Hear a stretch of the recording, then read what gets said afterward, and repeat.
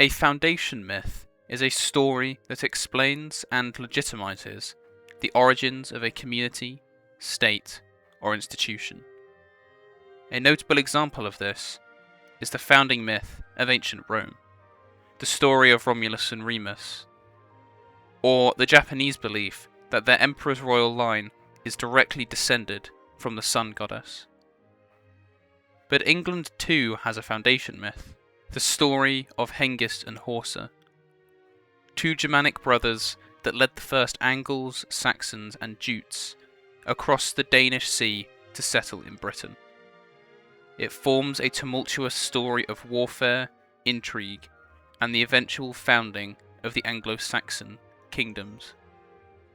This video will explore this founding myth, largely through the words of old historians. Two Britons, St. Gildas the Wise and Nennius, and the English/Anglo-Saxon chronicler, the Venerable Bede. The year is 443 AD, and the Roman presence in Britannia is fleeting. According to the Anglo-Saxon Chronicle, they began to withdraw from the province in 409 and 410 after the Goths, a Germanic tribe, destroyed the stronghold of Rome, after which the kings of the Romans no longer ruled in Britain.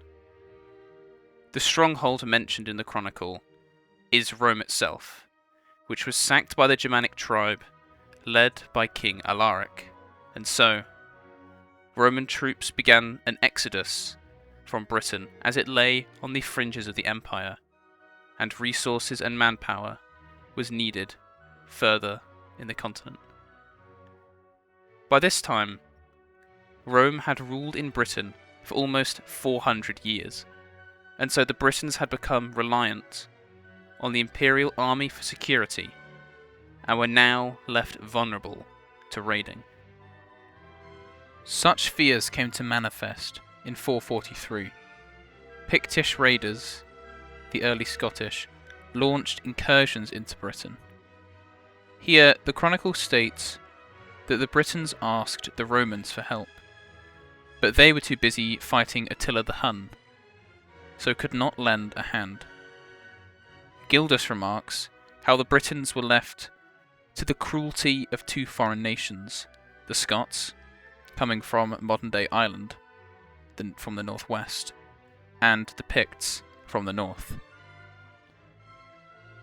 As Rome rejected the pleas for help, the Britons instead asked the warlike pagans of northern Germania for assistance instead. According to Gildas, Nennius and Bede, the king of the Britons at the time was Vortigern, who ultimately welcomed the future Anglo-Saxons into Britain. From the point of the initial plea for help, the sources begin to diverge in their perception of events. Nennius, a Celtic source, says that the arrival of the Anglo-Saxons began with 3 vessels that were exiled from Germany. Vortigern was said to have welcomed these warriors into Britain in 447.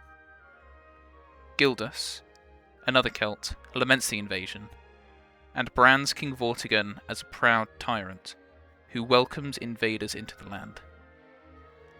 He likens the Saxons to vicious animals, as he brands them as like wolves among a flock of sheep, comparing them to a punishment from God sent against the Britons for their sinfulness.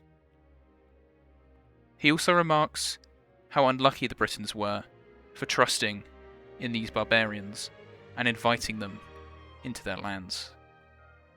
Bede, an Anglo-Saxon, parrots much of this rhetoric, believing that Vortigern's calls for assistance were ordained by God as a punishment on the Britons' wickedness. He matches Nennius in claiming that there were 3 longboats that arrived, but puts the year of their arrival 2 years back in 449. It is said that leading these initial boats were 2 brothers, Hengist and Horsa. Nennius and Bede mention the pair's lineage. linking them by blood to Godwulf the Great, Frithevald, and Woden. All three of them are presented in these works as great men, kings, heroes of Germania, but they were actually legendary, mythic figures or gods from within old Germanic mythology. Nennius and Bede state that these Germans were given rights over the Isle of Thanet in Kent. Vortigern delivered up to them the island, which is in their language called Thanet, and, by the Britons, Rhyme. Hengist and Horsa were granted lands in the eastern part of the island, on condition that they protected the country. From here, the brothers fought and defeated the Pictish invaders, then, according to Bede, sent word back home calling upon a larger fleet to settle in Britain, which consisted of the three most formidable races of Germany, the Saxons, Angles, and Jutes.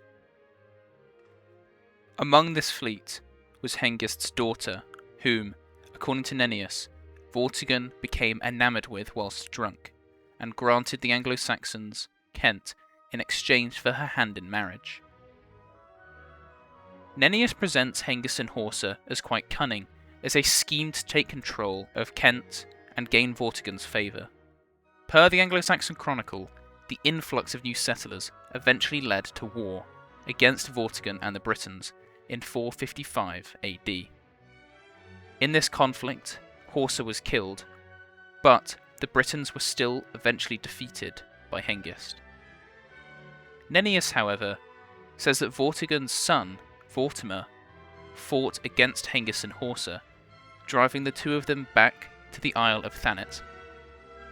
Vortimer fought the Anglo-Saxons 4 times. Nennius mentions once upon the river Derwent, and the 3rd time in Epsford, where Horsa is said to have been slain.